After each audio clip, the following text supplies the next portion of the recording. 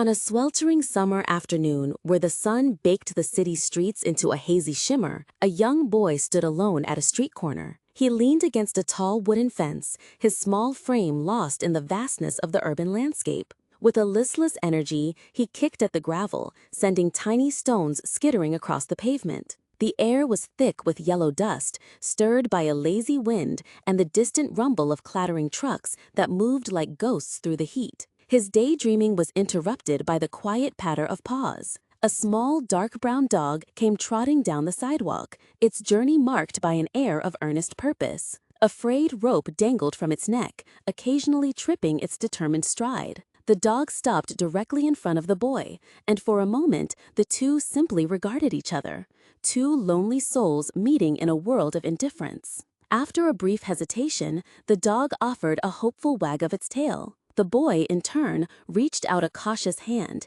his voice a soft, apologetic murmur. Encouraged, the dog drew closer, and a silent conversation of gentle pats and enthusiastic wags began. The dog's joy grew with every passing second, its playful leaps threatening to topple the small boy. In a sudden, confusing impulse, the boy raised his hand and struck the dog on its head. The blow seemed to extinguish the light in the little dog's eyes.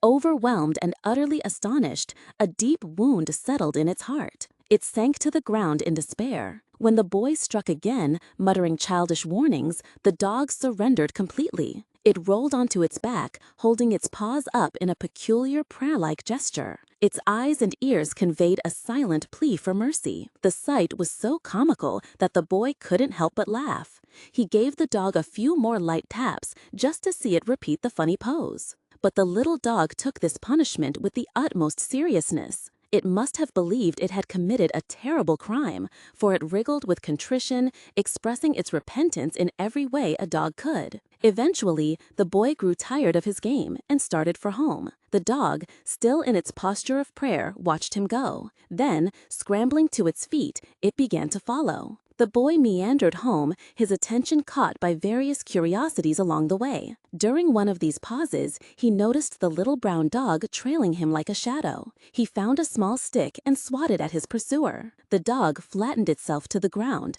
praying until the boy moved on, and then resumed its silent, hopeful pursuit. This pattern repeated several times.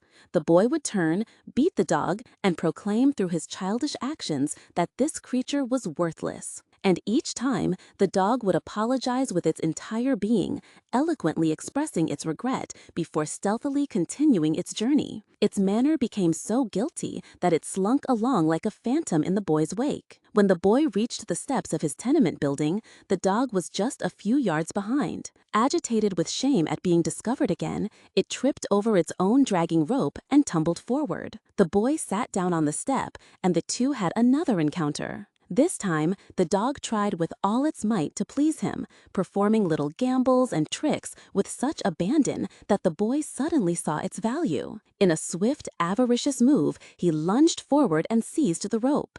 He dragged his new captive into the dark hallway and up flight after flight of long, creaking stairs. The dog tried its best to keep up, but its small, soft body struggled on the steep steps. The boy, consumed by his mission, moved with such energy that the dog became panic-stricken.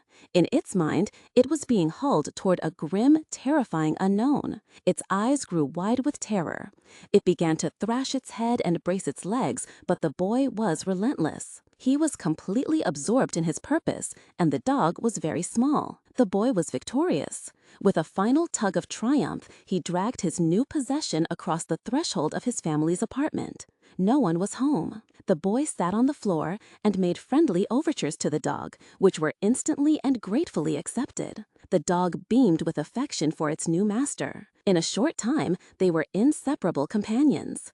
When the boy's family returned, they caused an uproar. The dog was inspected, ridiculed, and called foul names. Scornful glares came from every direction, causing the poor animal to droop like a scorched plant. But the boy stood his ground. He marched to the center of the room, wrapped his arms around the dog's neck, and at the top of his lungs championed his new friend. Just then, his father came home from work. "What in blazes is all this racket about?" he demanded. It was explained, with many angry words, that the infernal kid wanted to bring a mangy, disreputable dog into their home. A tense family council was held. The dog's fate hung in the balance, though it paid no mind, being happily occupied chewing on the hem of the boy's trousers. The decision came swiftly. The father, it seemed, was in a particularly foul mood that evening. Realizing that allowing the dog to stay would infuriate everyone else, he decided that it should be so, simply out of spite. While the boy, crying softly with relief, took his friend to a quiet corner, the father reveled in the fierce rebellion of his wife. And so the little brown dog became a member of the household. He and the boy were always together, except when the boy was asleep. The boy became his guardian and his only friend. If the larger folk kicked the dog or threw things at it, the boy would erupt in loud, violent protests. Once, as he ran to shield his friend, his arms outstretched and tears streaming down his face, he was accidentally struck in the head by a heavy saucepan his father had thrown at the dog. After that, the family was more careful. The dog, for its part, grew remarkably skilled at survival.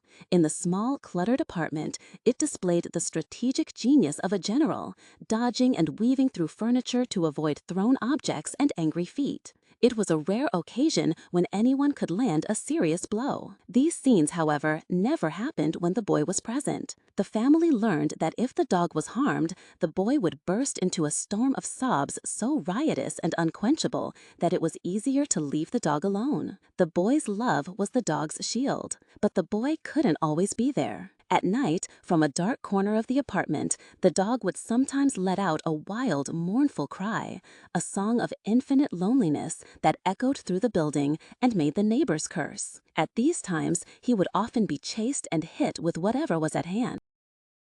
Sometimes, even the boy himself would beat the dog for reasons only a child could understand. The dog always accepted these punishments with an air of admitted guilt. He never held a grudge or plotted revenge. He received the blows with deep humility and, the moment they stopped, was ready to lick his friend's hand in forgiveness. And when misfortune fell upon the boy, when his own small troubles overwhelmed him, he would crawl under the table and rest his head on the dog's warm back. The dog was always there, a silent, sympathetic comfort, never once reminding his friend of the unjust beatings he had endured. The dog never grew close to the other family members. His fear of their casual approach often exasperated them.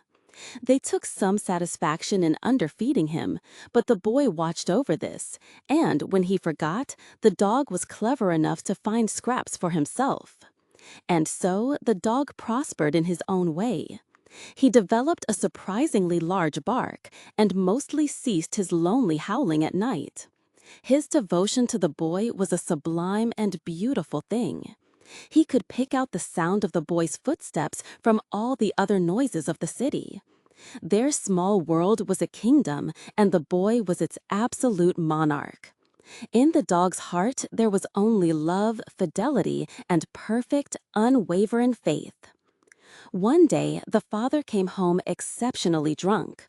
He began a chaotic symphony of destruction, clattering pots and pans, overturning furniture, and shouting at his wife. In the midst of this mayhem, the boy and the dog returned from one of their daily expeditions. The boy's practiced eye immediately recognized the danger. He dove for safety under the table. The dog, however, knew nothing of such matters. Seeing his friend's sudden dive, he interpreted it as an invitation to play. He trotted happily across the floor to join the game, a perfect picture of a little brown dog on his way to a friend. The father saw him. A huge, cruel howl of joy escaped his lips as he swung a heavy coffee pot, knocking the dog to the floor. The dog, yelping in supreme astonishment and pain, scrambled to its feet to run. The man's heavy boot sent it swerving. A second blow from the coffee pot laid it flat. The child, crying out in terror, emerged from under the table like a tiny knight charging into battle. But his father paid no attention. He advanced with glee upon the helpless dog. Knocked down twice, the dog seemed to give up all hope. It rolled onto its back, held its paws up in that peculiar, prayerful way, and offered a final, silent plea. But the father was in a mood for sport. It occurred to him that it would be a fine thing to throw the dog out the window. He reached down, grabbed the squirming animal by a leg, and lifted it into the air.